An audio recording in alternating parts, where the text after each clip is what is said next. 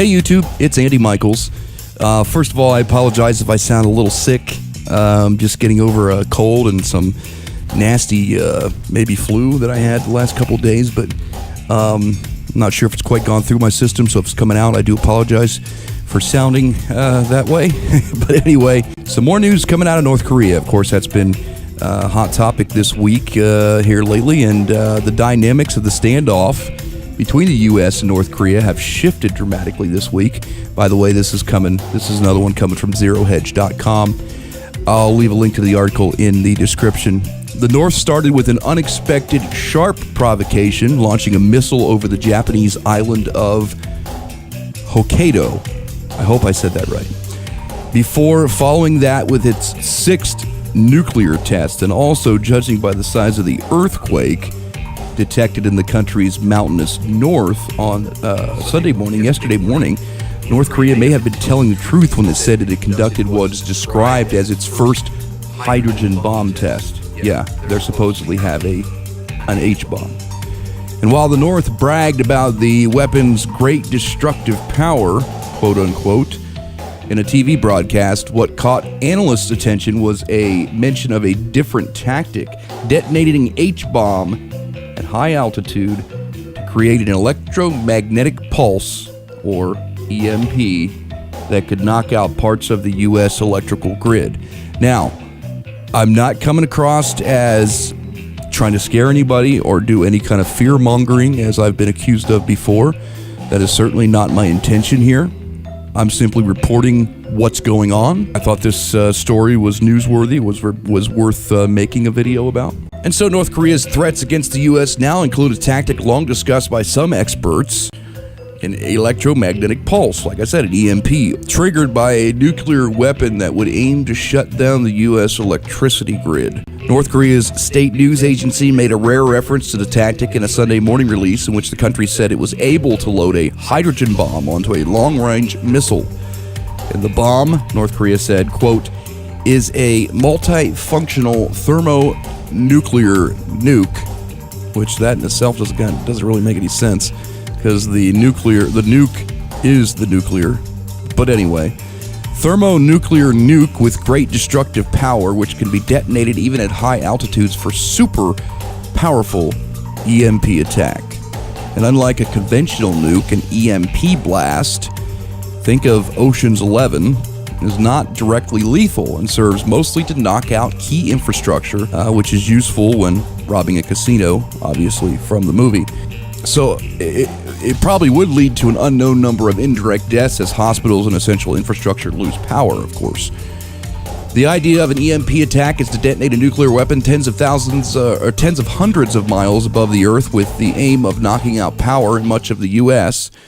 And unlike the U.S. atomic bombs dropped over Hiroshima and Nagasaki in 1945, such a weapon wouldn't directly destroy buildings or kill people. Instead, the EMP waves from the nuclear explosion would generate pulses to overwhelm the electric grid and electronic devices in the same way a lightning surge can destroy equipment. In the worst possible scenario, regional power grids could be offline for months, potentially causing many deaths as people would eventually start running out of necessities like food and medicine. Lawmakers and the U.S. military have been aware of the EMP threat for many years, according to WSJ. In a 2008 report commissioned by Congress, the authors warned that an EMP attack would lead to widespread and long-lasting disruption and damage to the critical infrastructures that underpin the fabric of U.S. society. And in a report last month, The Hill noted that the North could choose to carry out an EMP attack on Japan or South Korea as a more politically acceptable act of aggression, and such an attack could help the North accomplish its three most important political goals. That's according to The Hill. Now, I am not saying that an EMP attack is imminent.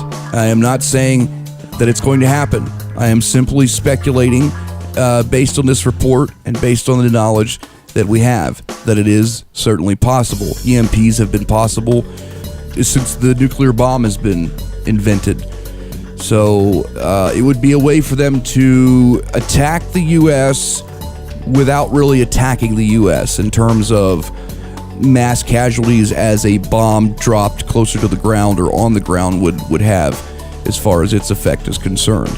But at the same time, it would have longer lasting effects and potentially could kill even more people in the long run because of the infrastructure. You think about the electric grid going down, and with the electric grid goes a lot of the other infrastructure that we rely on that's attached to the grid, such as gas and oil delivery and pumping gas at a gas station and all the hospitals' equipment and facilities and the ability to use refrigeration and stuff like that. So we're talking about more devastation in the long run than a single nuclear weapon would be over, say, one city or something like that.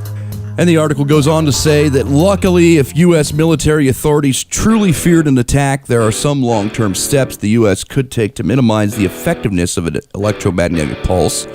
Defenses could be bolstered inexpensively by designing electric grid components to withstand those sudden pulses, just as the grid already is protected against lightning strikes. The U.S. could also build backup systems that could step in for the principal electric grids in an emergency.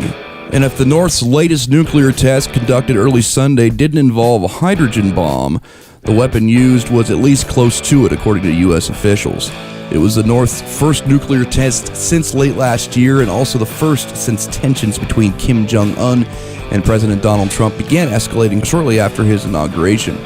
China, Japan, South Korea, and the U.S. have already condemned the attack, with China and South Korea threatening to work with the Security Council to bring more onerous sanctions against the defiant North. Meanwhile, President Donald Trump, in a series of tweets, hinted that he was frustrated with diplomatic measures, which he referred to as appeasement, quote unquote. We imagine there are more than a few generals whispering in his ear about the potential success rate of a surgical strike, rather. And finally, in the article, they've posted a repost from July of 2014, in which they hedge fund legend Paul Singer, head of Elliot Management, said, quote, "There is one risk that stands way above the rest in terms of the scope of potential damage adjusted for the likelihood of occurrence," unquote. An EMP, and this is 3 years later, he may have been proven correct. You can, of course, visit the article and read that for yourself. Bottom line is here, like I said, this is something I've always feared, EMP-wise, more so than I've feared any kind of nuclear attack in terms of what someone would traditionally view as a nuclear attack, like the devastation in Nagasaki and Hiroshima in 1945.